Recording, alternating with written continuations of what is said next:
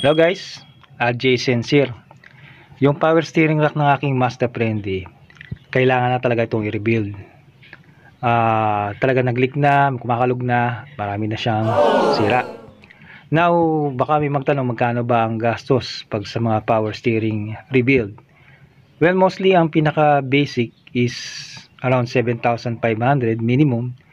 Now, kapag nabuksan na yan at makikita may mga kailangan palitan pa, let's say tie rod end, rack ends, bearings, boot, mga clamp, etc., mga U-joint. So, nadadagdagan pa yung price niyan. So, mostly, ito sa akin nakikita ko parang aabuti ng around 10 ganon. So, wala tayong budget para dyan. Now, baka naman kaya na natin itong pakialaman, di ba?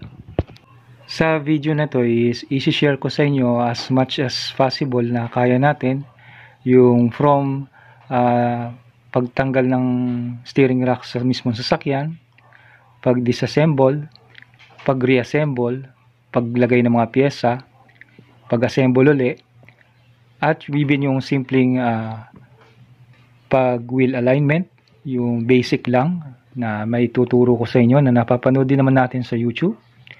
At ano pa yung mga next na pwede nating next step after nating i-rebuild, kasi mostly ng mga YouTube na papanood natin is hanggang rebuild lang. So after natin i-rebuild, install natin, ano na next. So yun, ibang mga part natin which is yung after mag-fill in, mag-check, mag-bleed off na tayo ng hangin, ano mga dapat nating gawin. And even after test drive. Okay, so samahan nyo ako sa video na to para pare-pares tayo makadiscover ng bagong skill. Yung van ito is Subic siya, so converted siya. So luckily yung ginamit na steering rack dito is pang Toyota Hiace 4th gen, which is yung 1989 to 2000 model. Masasabi pa rin nating swerte tayo sa parts na nilagay nila kasi napakadaling maghanap ng pyesa ng Toyota. Pagdating lahat ng halos ng Toyota, even mapaluma yan, meron pa rin siyang available. Lalo na kung na-distribute siya dito sa Philippines yung ganong modelo. Now for the Mazda Friendly at Ford Freda na katulad nitong sasakyan na to, yung mga power steering rack natin is iba-iba yung nilagay dyan since conversion nga siya. No? Oh, no! So kung nagkataon na yung power steering rack mo is kagaya ng sa akin, is malaki maitutulong ng video na to. At the same time dun sa mga naka Toyota Hiace na 1989 to 2000 model is pwede nyo maging guide din ito kung balak nyo mag-rebuild at mag-DIY din. Again, disclaimer, hindi po ako mekaniko. Talagang pakialamero lang. Siyempre, gusto ko rin naman makadiscover ng mga bagong kaalaman, bagong skill. Kaya, ayan, try nating i-DIY. Baka naman, kaya rin naman. Unfortunately, wala tayong mahanap na exact video ng pang Toyota Hiace na 1989 to 2000 model ng pag-rebuild ng kanyang steering rack. So, parang first time pa lang to sa video na to sa Pilipinas. Wow! At dahil nga wala nang tayong napanood na video tutorial sa YouTube, is mostly ang pagbabasihan ko na lang dito yung ibang napanood natin ng mga YouTube videos na related sa steering rack rebuild. Is magdadahan-dahan na lang ako sa during this assembly para at the same time may record natin ng maayos para pag once na nag-reassemble na tayo, meron tayong pwedeng pagbasihan. Magtanong, meron talagang Mazda na Hiace na ni-re-engineered ni Mazda. Wow! Na nilabas lang siguro to sa Japan market. Medyo ano ito, parang luxury type. Lumabas lang to from 1999, hindi ko lang sure hanggang kailan nila ito nailabas. Papansin nyo na lang yun, diretso yung takbo nyo, pero yung manibela nyo nakatabingi siya ng konti. Ayan, katulad nito sa akin, nakapaling siya banda rito sa kaliwa ko, o parang umusod na yung kaliwa ko. Pataas to tsaka kakanan tayo, so magkaramdam lang natin kung may lalagutok kasi todo pihit ang manibela rito eh. Ayun, Namugutok. Parang tumunog na tuhod eh. Yan, dito kakaliwa tayo. Medyo sharp. Left turn to, katapos pababa siya. So, medyo may extend na naman yung manibel, yung ano natin, rack end natin eh. Mga lagotok na siya. Yan, yun. And may ugong yan pagka yan o. Lakas ng ugong pagka parang may kumakayod. Check yung mga tie rod end natin. Ito solid na solid pa to. Wala tong movement. Kahit lang bitinan ko.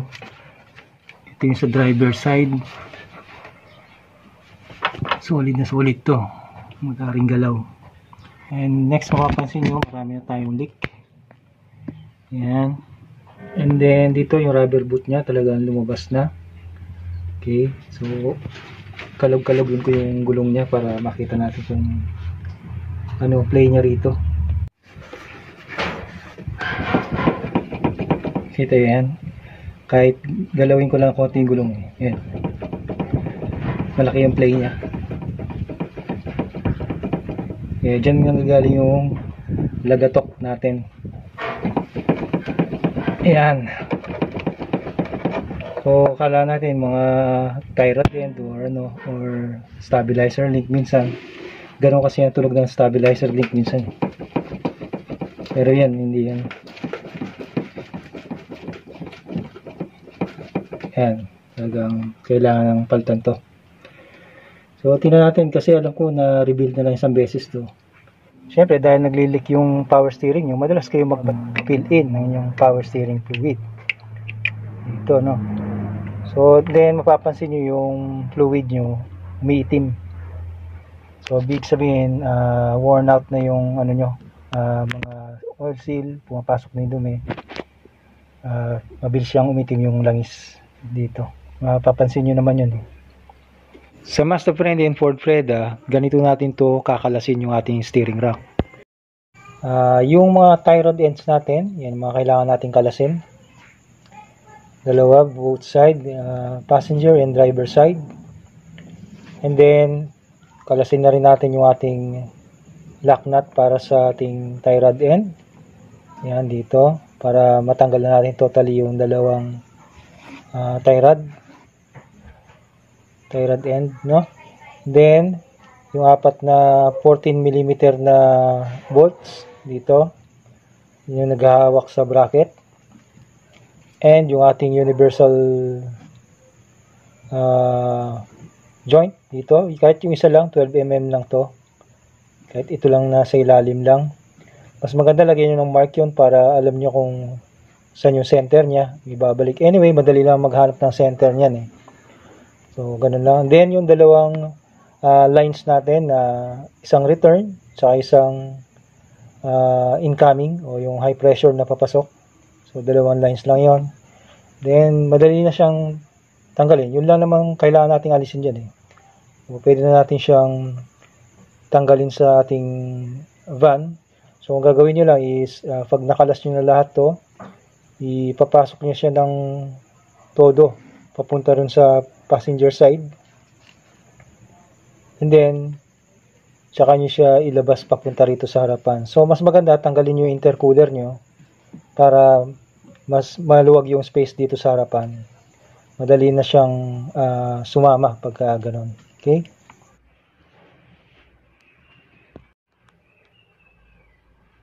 Yung manibela nyo laging nakasentro.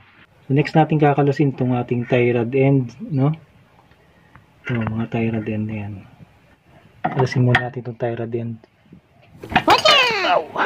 Sakit ah. Yung ganon. Then dito tayo sa kabila.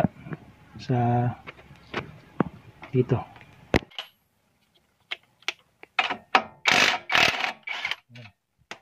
Ngayon naman. Lock nut. Ito na konti. Kailangan din natin tanggalin yung intercooler para magkaroon tayong space dun sa ilalim. Then next na tatanggalin natin yung soft lines natin, yung mga rubber hose. Ito, tsaka ito. Bersia. Tapos isang high pressure na ito. Dito siya. Ito na siya. Nailabas ko rin after mga isang oras na away-away.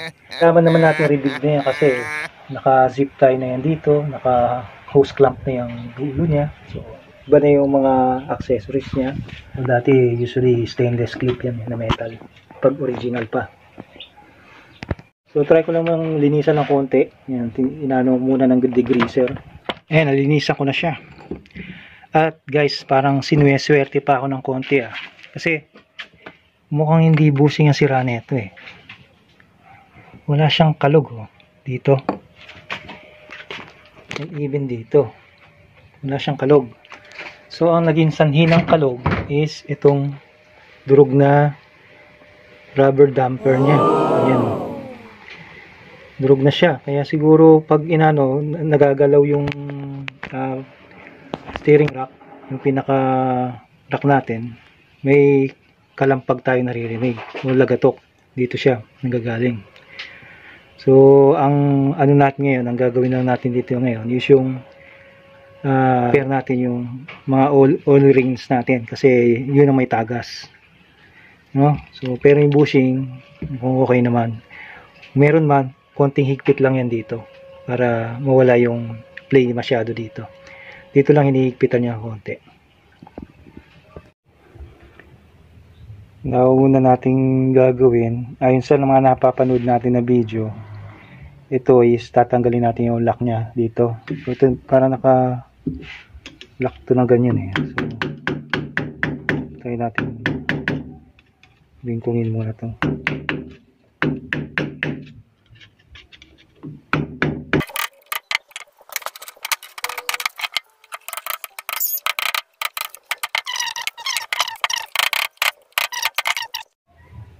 So, wala akong liabi tubo na medyo malaki, maliit lang. Ito lang available ko sa bahay. Parang binili ko lang dati ito pang emergency kasi nasira yung tubo sa bahay. So, try natin dagdagan na lang ng tubo para medyo magka-leverage, no? Hopefully, kumakagat naman.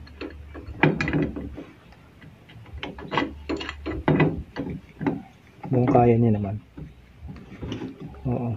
Ano ko lang, sagad ko lang siguro.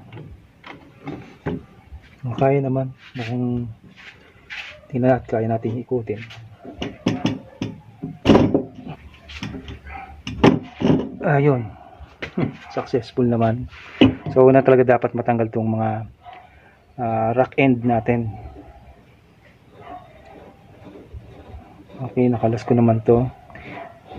Hindi ko alam paano ko naglalak tong plate na to.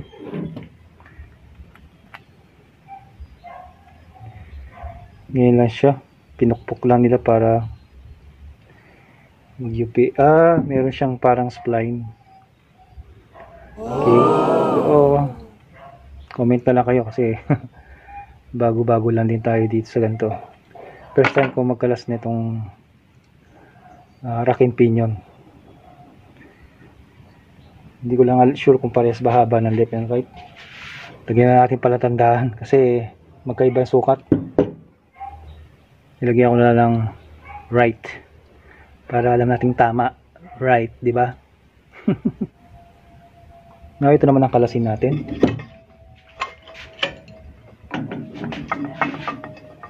Medyo mahirap lang gumamit talaga ng jabi tubo. Sanayan lang talaga. Kailangan marunong kang magtimpla ng higpit.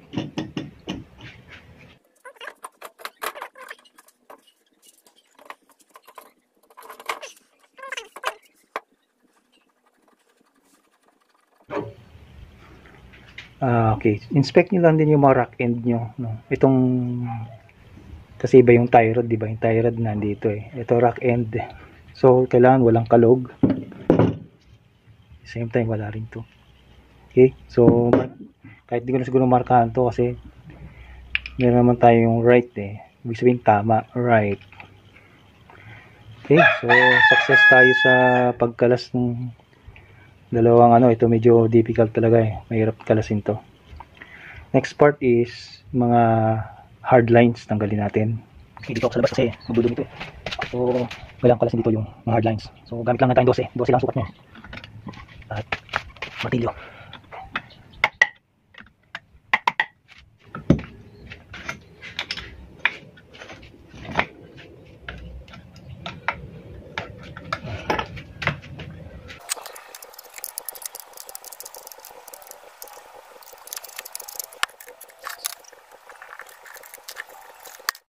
Now, ito naman yung bubuksan natin. Panghuli na lang natin to, no? Yung pinaka pinion gear. Ito yung pinaka ang tawag dito para migpit yung pinaka rack natin. Ayun. Ito yung pinaka lock nut niya. Tanggalin muna natin to.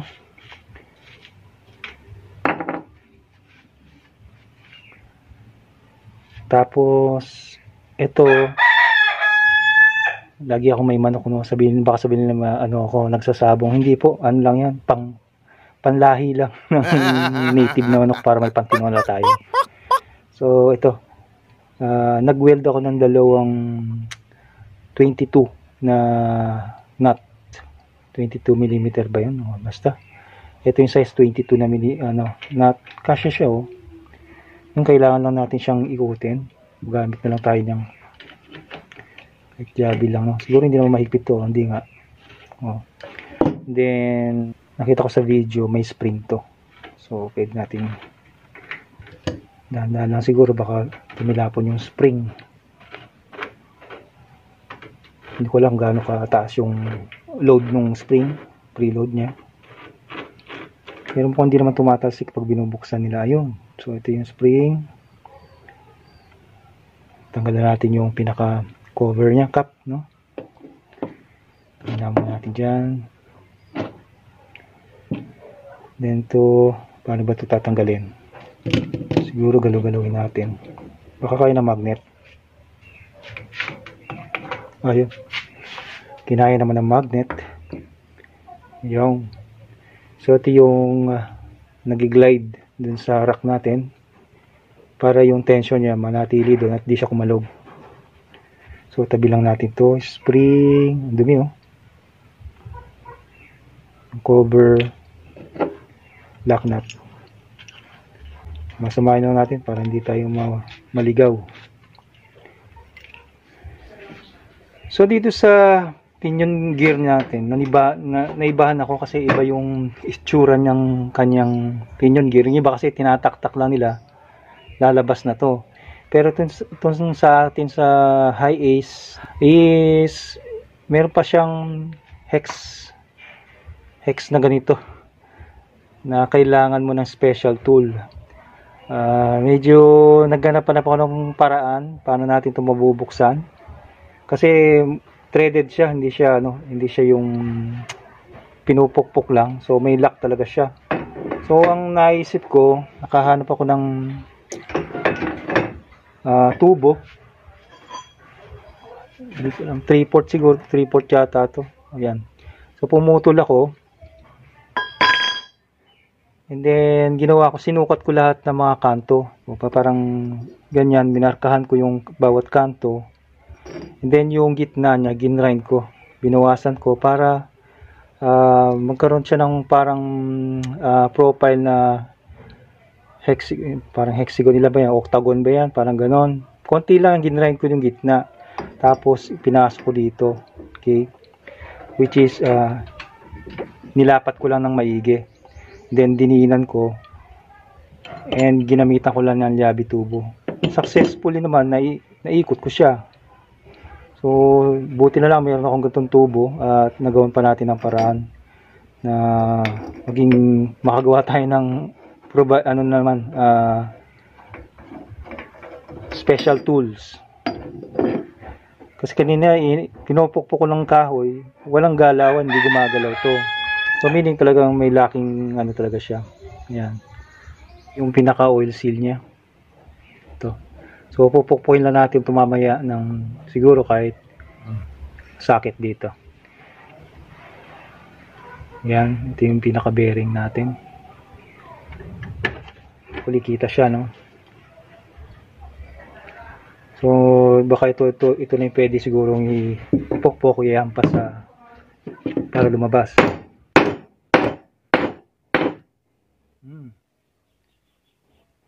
Hindi pa rin.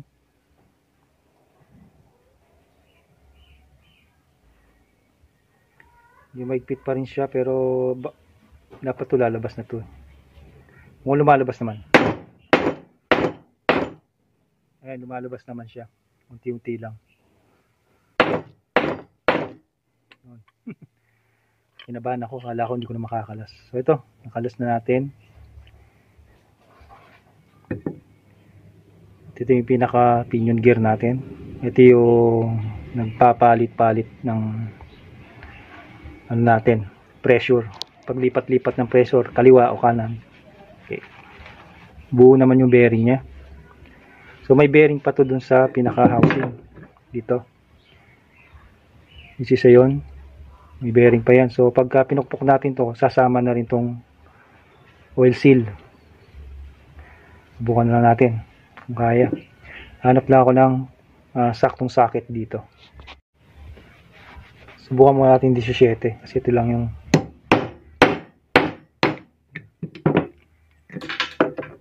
sumama na yung oil seal tsaka yung bearing nya.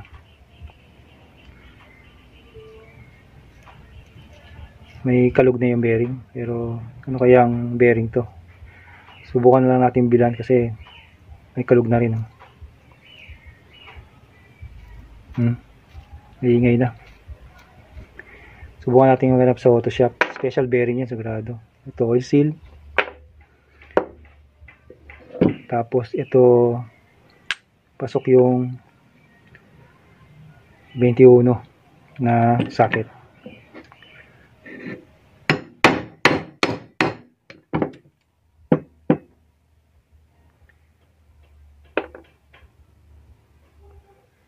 Yan. So tanggalin natin yung mga kailangan tanggalin dito sa ating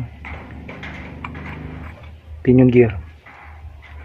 So ito teflon pala yung mga seal nito, kaya hindi natin pakikialaman yan. Mahirap magpalit ng teflon. Okay. Bearing nito okay naman. Yun lang maliit, medyo may kalog. So tabi muna natin to, doon na tayo sa pinaka rack naman. Sa mga napapanood ko, hindi naman kasi wala kasi napanood talaga na pang highest na lumang model, no? So ito mapapansin nyo, meron na naman tong yan, hexagonal ano na naman. So parang mga special tool lagi ang gamit dito. So ito pwede naman siguro tong ano, gamitan ng diaby tubo na lang siguro, no? Mukhang ito yung pinaka-lock na naman niya eh. Sorry, first time natin kasing gumawa ng ganito. Oh, come on. Susubukan natin ng diaby. Mukhang madali, sana lang madali lang siya. Medyo nasagad na itong diaby ko. Maliit lang eh. Ayun, umikot naman. Oh, ito yung pinaka-lock niya. So, para may nakita ako sa Innova pero iba yung forma ng dulo niya. Napanood akong video sa Innova. Mayroon din itong ganitong lock. Ayun. So may bushing siya. Ito yung bushing niya.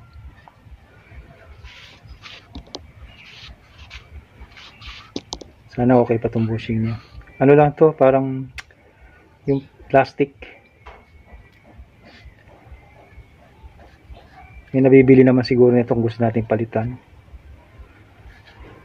Ayan, may o-ring siya para sa seal niya.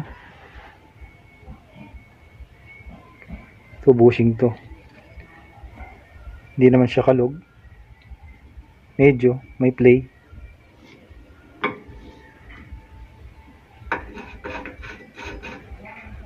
Wala naman pagka nandito sa loob. Next natin gagawin, ilalabas na natin itong pinaka rack nito, itong rack na to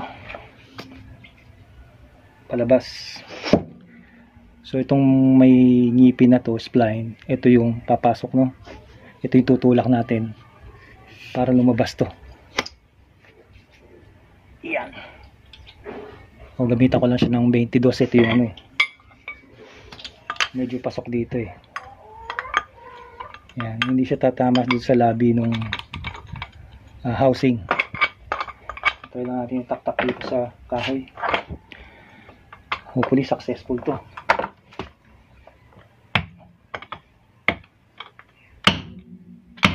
Ayun,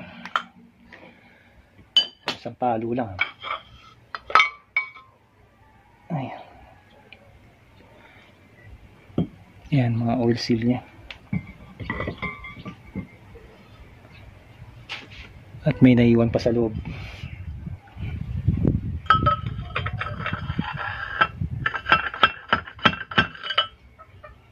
Siyang naiwan sa loob yung ano, tabi ng side nya.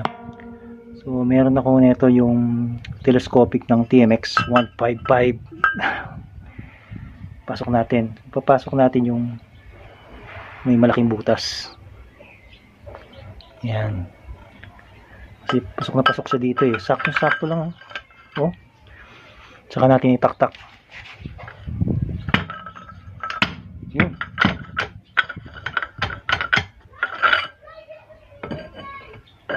Pasok na ba? O yun. Labas na siya. Tulak ko na lang siguro nito.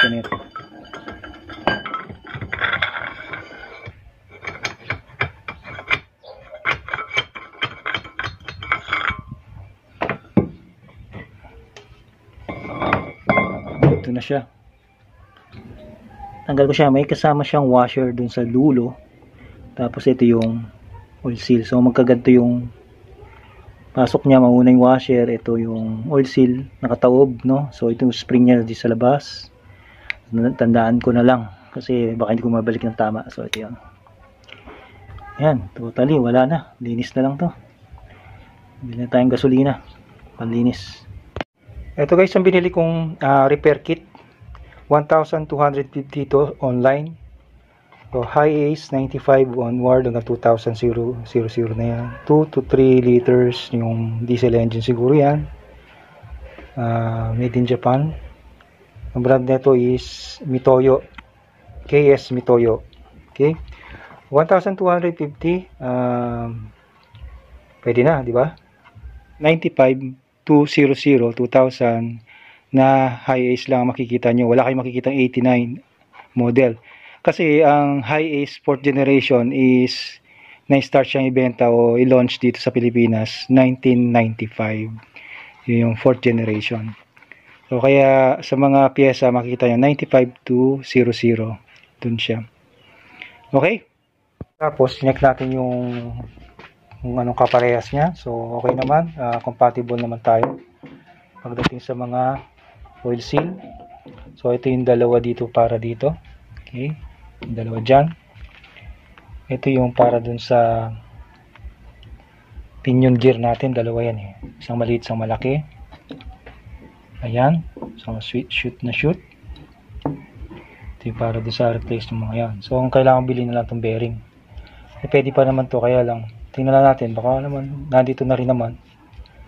Then may washer siya. May kasama din washer dito eh. Oh. Parang mas may kalawang pa nga yung pamalit eh. Balik ko na lang to, gamitin ko na lang ulit ito. Kasi yung pamalit natin, ayun, may kalawang na. Then samut-saring mga seal, rubber seal. Pipili lang tayo. So importante ito. Mahanap, meron to dapat yan. Nandito na rin naman. Katapos yung ibang mga pangsara. Paglilinisan natin, hindi ko muna tatanggalin yung mga oil seal.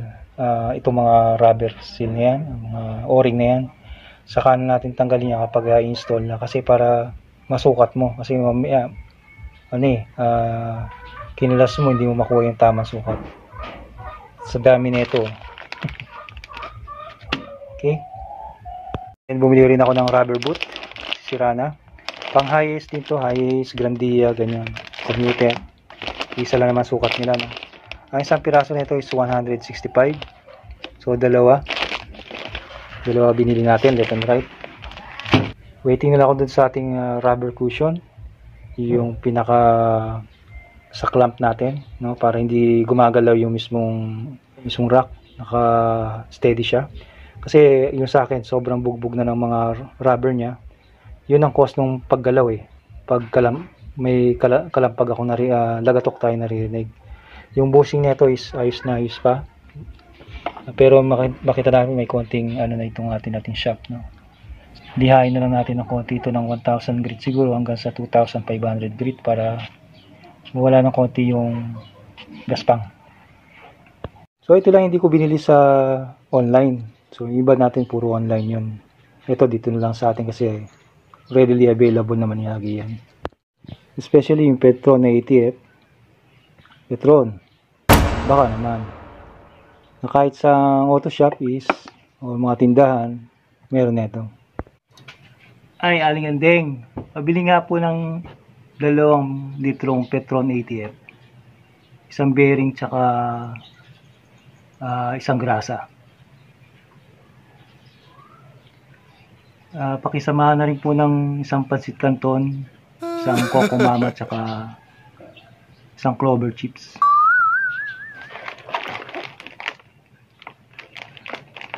Pakilista na lang po muna. Now yung ganito, hindi ko alam anong tawag sa ganito, no? Pwede nyo itong paltan kasi may kasama ng bago yung kit natin. So katulad nito is bugbog na talaga siya, may mga groove na siya, so dapat na siyang palitan. So meron na siyang ito, ipapasok nyo lang naman ulit dito sa dati. Ngayon kung halimbawa nahihirapan kayong sungkitin, hindi nyo siya makuha, kuha kayo ng malaking screw na medyo kakagat dito. Ayan, katulad nito. Pwede siyang gamitan ng screw kasi tansula naman yan, madali lang yung bumawon yung screw dyan. Malambot lang yan. Tsaka nyo lang siguro hatakin ng plies or ano man pwedeng panghatak. In my case ganito na lang siguro sa vise. Then long nose. Tapos pukpukin ko lang ng bagya siguro. Yan, tanggal na siya. Naiwan na siya dito sa ating screw. Okay. Kapag papalitan mo lang, papasok lang naman to, tulak nyo lang. So make sure na malinis lang tong area na to. Try ko man tanggalin siguro yung kalawang na ito. Okay, try na natin mag-assemble na, no? So umpisa natin tong ating pinion gear. Ito yung pinion housing natin. Unahin natin lagay yung seal natin.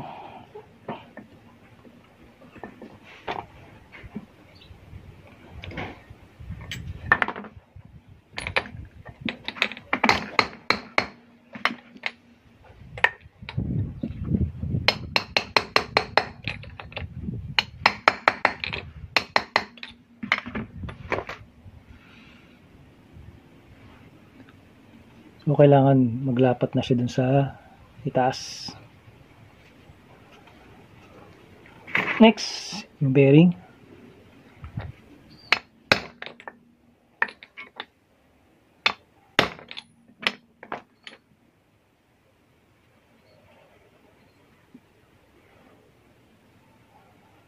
Malalaman nyo naman na pag sagad na yung bearing, mag-iiba na yung tunog niya kumpara doon sa unang palo mo.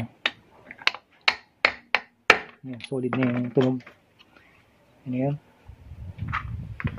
Then ito na yung ating pinion gear. Napakagaling din ang pagkagawa nito guys, no? Actually ito hindi ito magkasama eh. Ito tsaka ito hindi ito magkahiwalay na parte yan, dalawang parte yan. So parang may torsion tawag nila, may torsion bar pa yan sa loob eh. Yan, parang ayan, may nakapasok dito sa loob niyan na torsion bar tawag nila, na pag pumihit ka, pipihit lang siya ng konting-konti para mangyayari tatapat lang yung butas dun sa kabilang side ng konti lang, saktong-sakto lang yun. Yung time na papasok niya yung pressurized na power steering fluid para itulak niya na yung rack natin.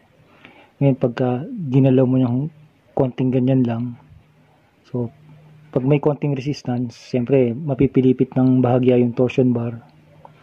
Tatapat na ngayon yung butas na naman sa kabilang side naman. Yun. Ito.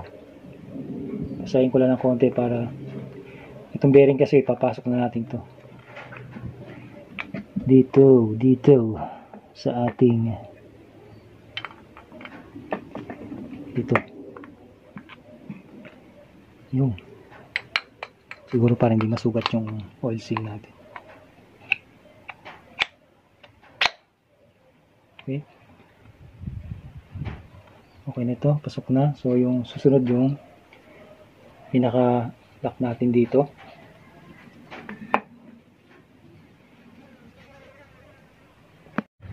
Next ito, yung lock nyo na ito. So may oil seal din to, which is ito. Ayan. So yung lumang oil seal na lang gamitin natin siguro pang pukpok dito. Ito yung bago, ito yung luma. Kasayin ko lang yung bago. Okay. Nilagay natin siya dito.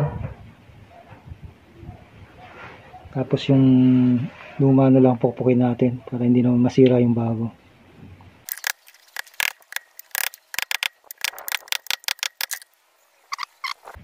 Pwede na natin siyang ilagay dito. Pwede na palang palitan ng o-ring nito. Ayan.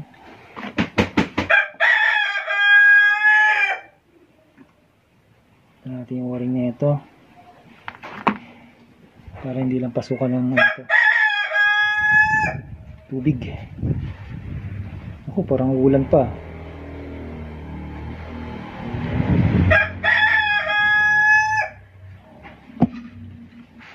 Hindi ko tinatanggal kasi kagad yung o-ring kasi mahirap hindi ko kabisado. Mamaya hindi. Oy, chicken! Hindi ko maibalik yung tamang laki ng o-ring eh. Yung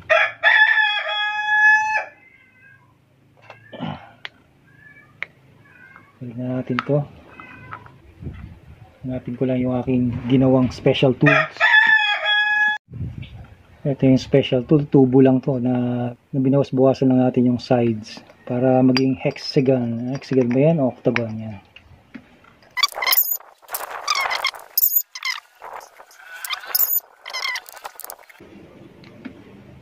Yeah.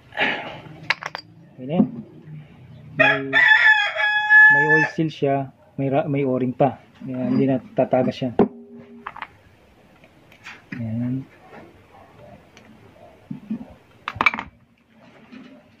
Bunas muna. Ito yung bagong o-ring. Masay na konti. Ayan ako, chicken yun kasi yun. Masay lang na konti. At ibalik yung bagong o-ring. Yung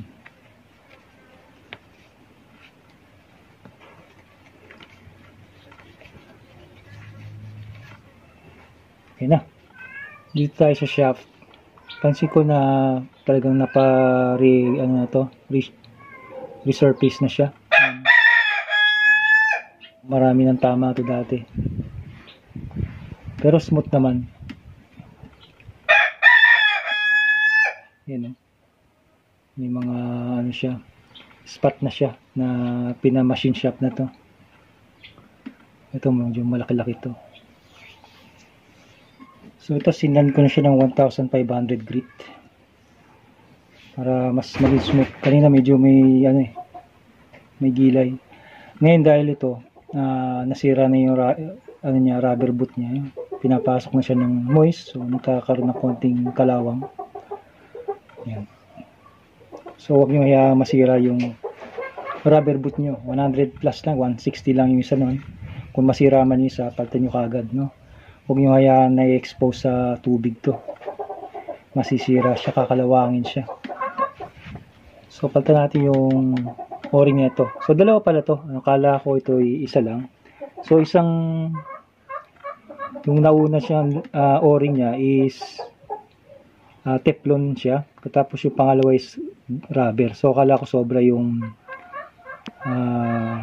rubber na o-ring na dinagay nila. Para dito pala yan. Yung. So may o-ring pala tong kasama. Linisan ko lang to.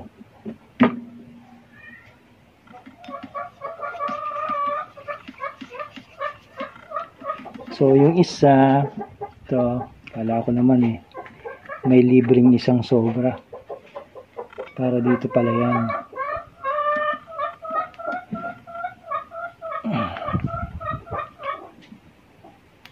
Yan. Tapos itong Teflon, ito. Nakakita ko pa paano nilagay ito Hinahatak-hatak muna ito Hindi mo siya mapuputol basta-basta to. Hatakin siya para medyo mas stretch siya. May ilang hatak siguro.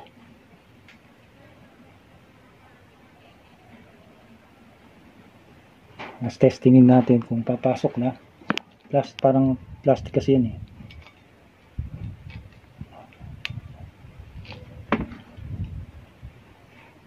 Kung papasok na siya.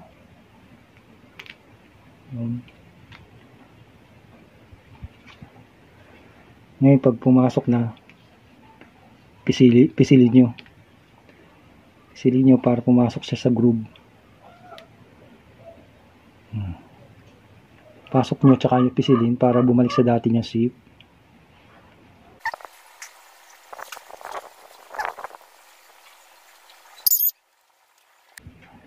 Okay.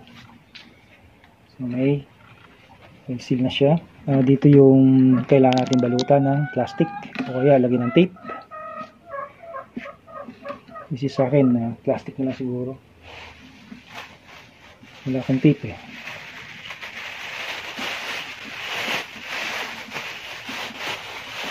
Importante lang, matakpan nyo lang yung manipis lang naman itong tape itong plastic. Lagyan natin.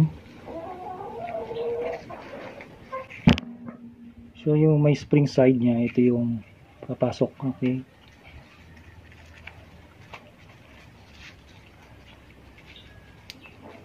Handa lang para hindi masugat yung oil seal nyo. Manipis siya ata masyado. Hopefully hindi nasugat. Yung okay. Tapos yung meron niyang malaking washer. Ito yan.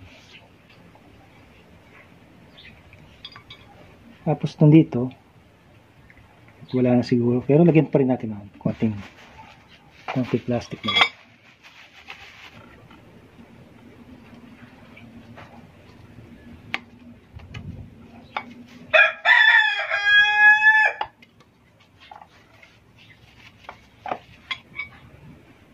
Basta tayo.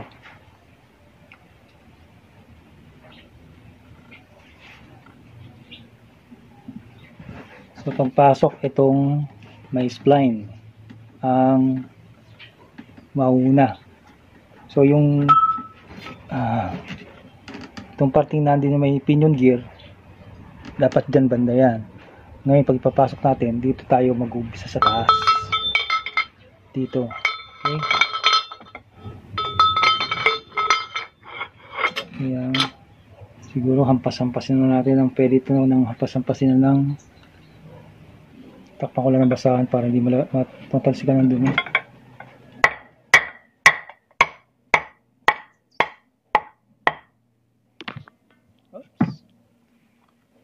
Sumuot na siya. Kailangan sumagad siya sa loob. Pwede na nating baliktarin pag ganyan naman.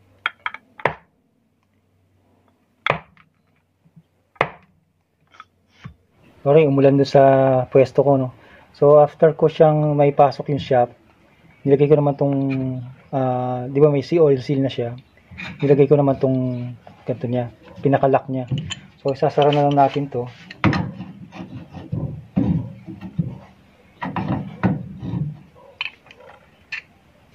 para ito na yung magtutulak dun sa isang oil seal.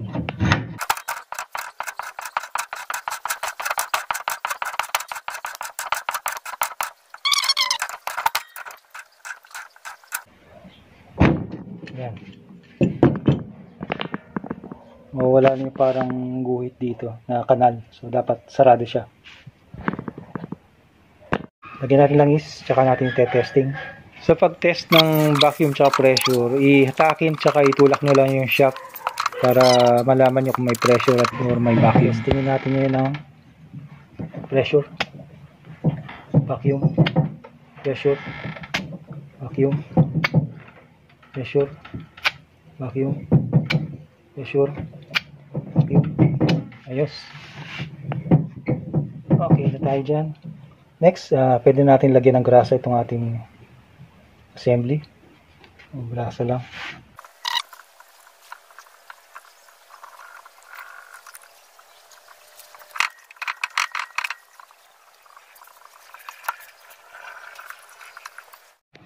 Pwede natin ilagay itong pinion. Okay.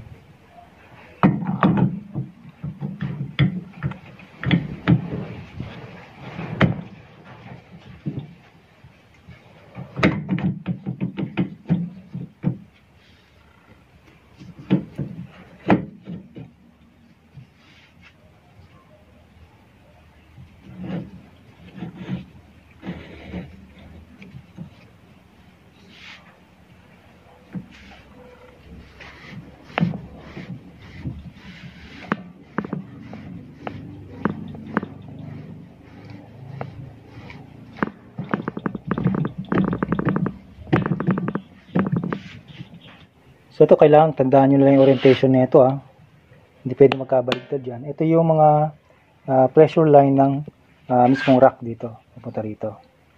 Tapos ito yung low, yung return. Ito yung high pressure. Next dito na tayo. So ito pwede nating lagyan uli ng grasa to.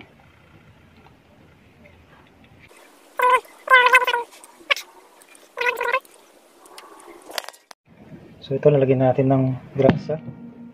Pwede natin balik tong pantulak na to. Yan. Yung kanyang spring. Pang lock. Wala naman siyang washer Siguro hindi naman natagos dito yung Kasi wala namang oil dito. Wala namang pressure. Ano lang to, panghawak dito. Para wala siyang masyadong play.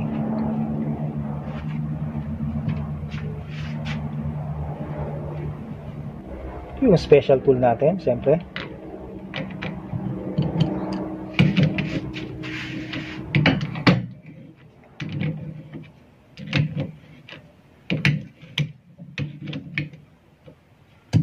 Hindi masyadong sakit.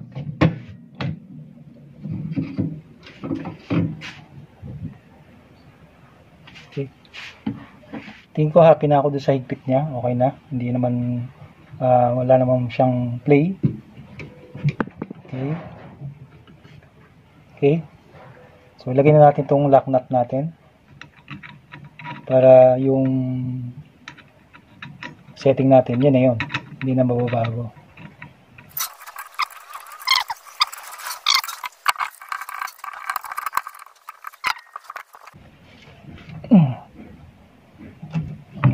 Basta yan. Hindi nagagalaw yan.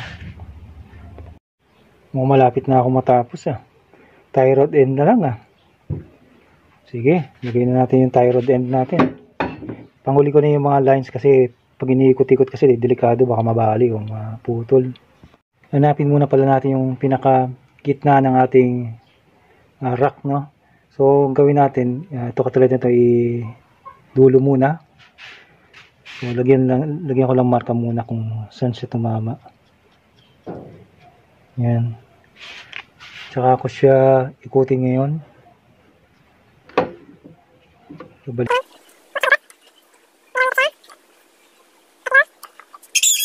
tatlot kalahati. Ito yung pinaka final niya, no? So, tatlot kalahati. Hatiin natin ang tatlot kalahati.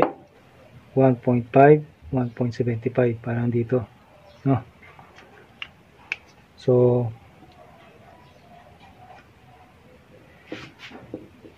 babalik ko lang siya.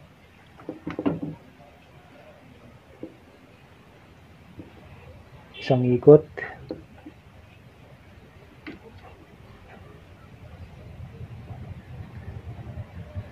Yan.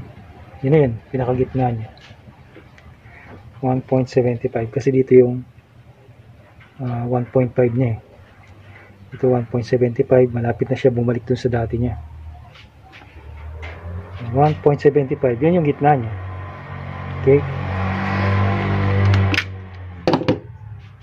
Kasi naman natin dito, halos konting dito. Tsaka dito, pares na halos yung diferensya. So, yan yung pinaka-center natin. Tapos, ito yung pinaka-lock na washer niya. Itong isang washer, hindi natin ginamit kasi may kalawang. So, ito dito to. So, yung parang may spline niya. Dito siya. Tatapat. Ganyan. Pamipasok tong tire rack end.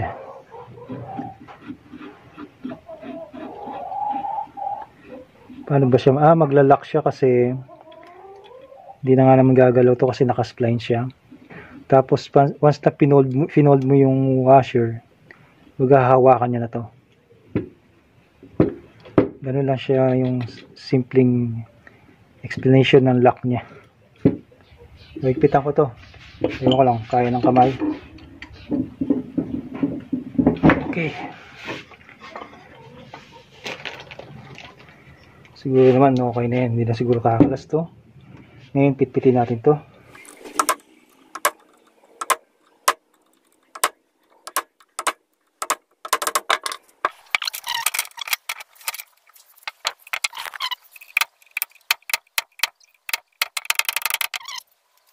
Gilay na to.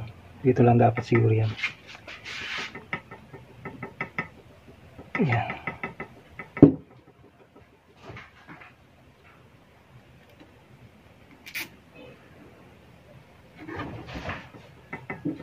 Parang may kanal to dito eh. Yan, dito ko na siguro hangganan ng pinaka-boot natin.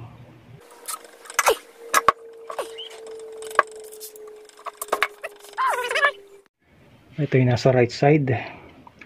Yung nasa tamang side, right. Hindi lang natin ito.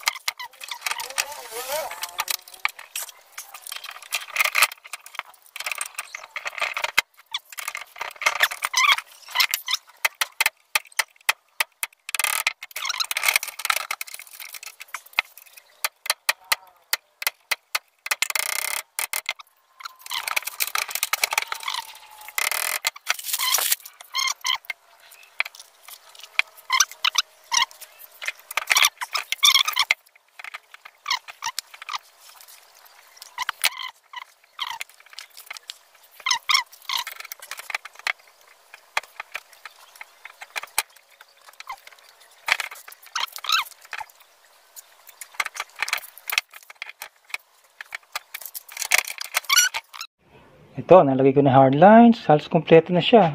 Installation na lang, no? So, ang inaantay ko na lang yung ating mga rubber cushion dito. Yung saan natin ikakalamp yung ating rack mismo dun sa sasakyan. So, waiting pa tayo ng mga, sana hopefully dumating na this week. So, papahinga ko muna yung aking balikat kasi hindi tayo pwedeng magpwersa-pwersa. Dadahan-dahan lang. So, wait lang tayo. Then, syempre, konting pintura. Diba? Ganda. Dumating na ating order na, na rack cushion, no? Yung damper niya, no? Rubber damper para sa clamp. Ang problema, nakita ko na yung dating mga clamp ng Friendly, ang ginamit pa rin. Which is, hindi na siya perfectly suitable. Or hindi siya perfectly match. So, ang gagawin ko lang talaga siguro is, i-remodify ko na lang to para sumakto siya ng konti naman dito. As in, kaya madaling masira to kasi hindi siya sumasakto, no? Yan. Malapad masyado. Pwede naman natin bawasan yan. At the same time din yung kabilang side sa may passenger side. Ito ang ginawa nila is binutasan nila dito para dun sa spout kasi nung incoming line. Meron yan dito. So tatama itong bracket kasi gawa nga ng yung mismong bracket hole, yung mismong sa may frame kung saan natin i-bolt on to is siyempre conversion, hindi siya sakto o dapat talaga yung sukat. So siguro bawasan ko na lang din talaga to para hindi naman tong natin damper rubber natin, hindi na masira agad. Gagawa lang tayo ng bracket na kasyang-kasya na lang dito. May tibay pa rin naman siguro to. Nagawa ko na isa. Namang isa i-modify natin kasi to square yung ilalim niya. So dapat to square din yung ibabaw para maglapat. Then bawasan natin yung lapad.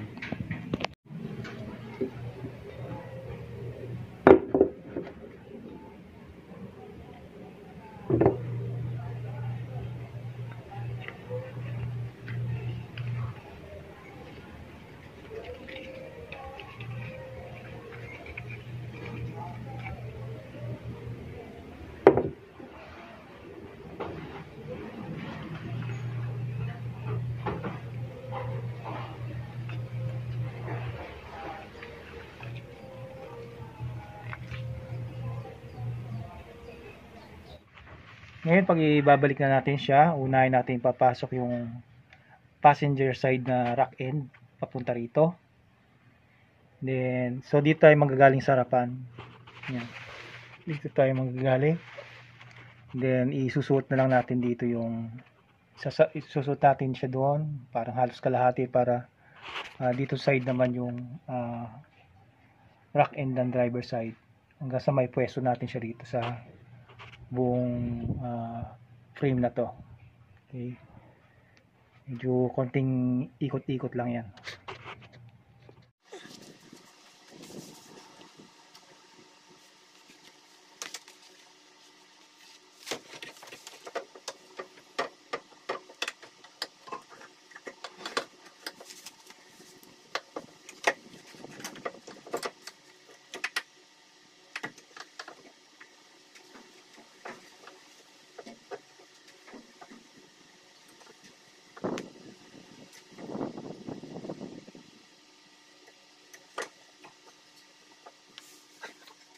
Ito na guys, nailagay ko na. Ay, pagod ah. Ang hirap talaga pagka conversion. Yung mga dating bracket yung ginamit dyan. So, hindi rin siya lapat dun sa dati sa natin, nabili natin rubber. Kaya minodify pa natin para lang magkasya. At yan, okay naman. And, gagawin natin ngayon is mag-align tayo ng gulong. So now guys, mag-a-align tayo ng gulong. Para naman ma-drive natin agad yung sakyan natin, no? At ma-test drive natin. Yung gulong natin, hindi siya masyadong malayo sa tawag natin sa alignment. Ang gagamitin natin ngayon, yung tinatawag nating tally system. Tally system, no? So, kailangan din natin isentro yung ating manibela. So, ang kailangan nyo lang is ito, isang mahabang tali. Ako, dinikit ko lang siya dito sa likod. So, make sure na tatama siya sa gitna ng rim, no?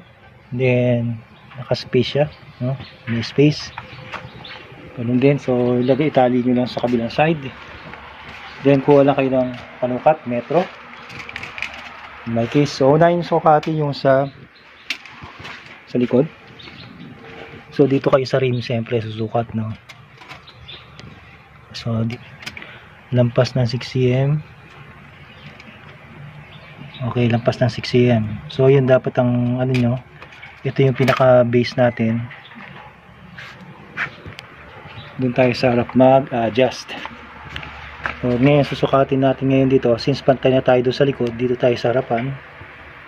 Ito ay sakto doon sa bago mag 2. Ito is, yan, nakita nyo is wala siya sa alignment. So nakabuka yung gulong natin. You know.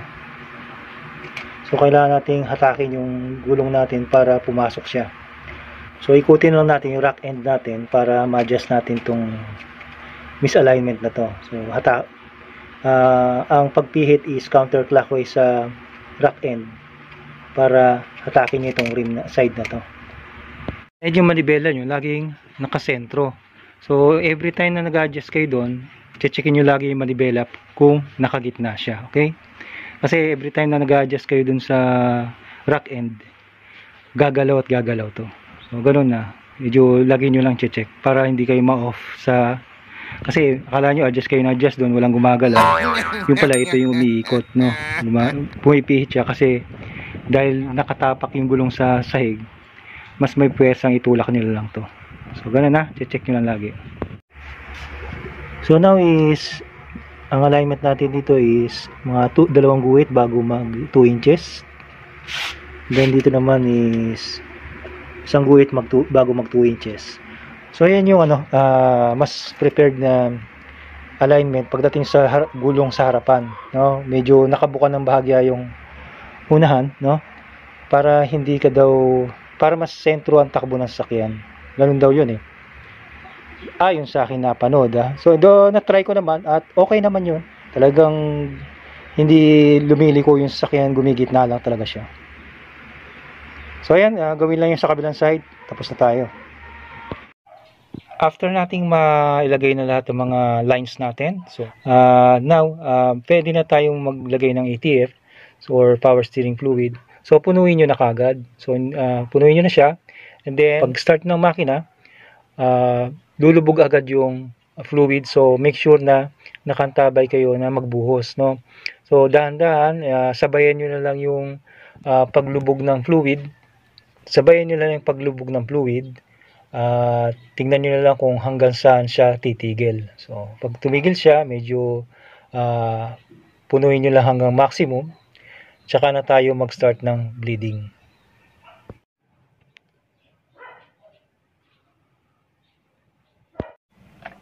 So, paanda rin natin ang makina.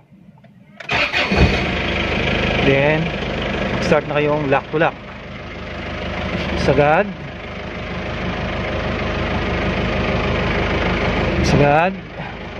So, ulit-ulitin niya hanggang mga around siguro mga 20 times hanggang sa maramdaman nyo parang medyo pumipitik-pitik na yung ating power steering. Ngayon, halimbawa wala pa rin, naka 20 na kayo, siguro kaya tayo nag-alignment para ma-test drive na natin agad.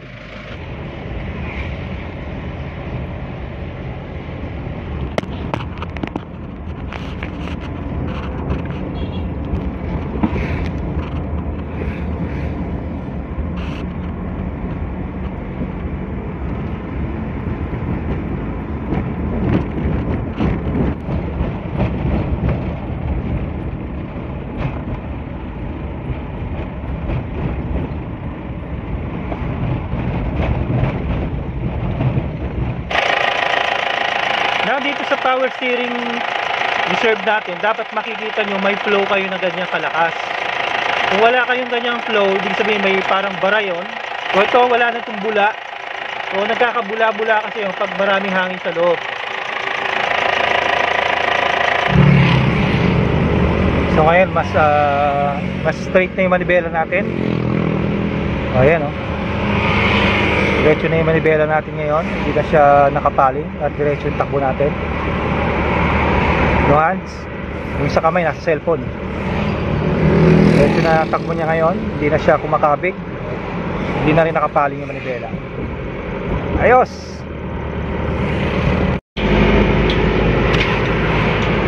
Wala na rin yung lagatok. At the same time yung umuugong siya kapag naka todo birada yung kanyang liko. Tawag natin lock to lock. Yun, umuugong siya. So ngayon wala na yung ugong na yun. Happy naman tayo sa ating ginawang rebuild. So normal lang sa umpisa na mabigat talaga siya. Well, parang hindi pa na gumagana yung power steering niya. So, huwag kayong kabahan. So, kailangan nyo lang kung pwede nyo i-test drive na para mas mabilis lumabas yung mga air bubbles niya o hangin niya sa system, no? So, hanggang sa maramdaman nyo na lumambot siya. So, kusa naman kasing lalabas yung mga hangin nun as long as may circulation at walang bara sa system.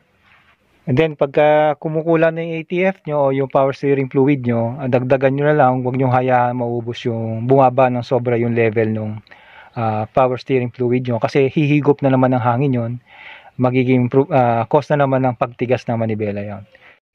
And overall, ito yung nagastos natin sa parts. Total of 3,160.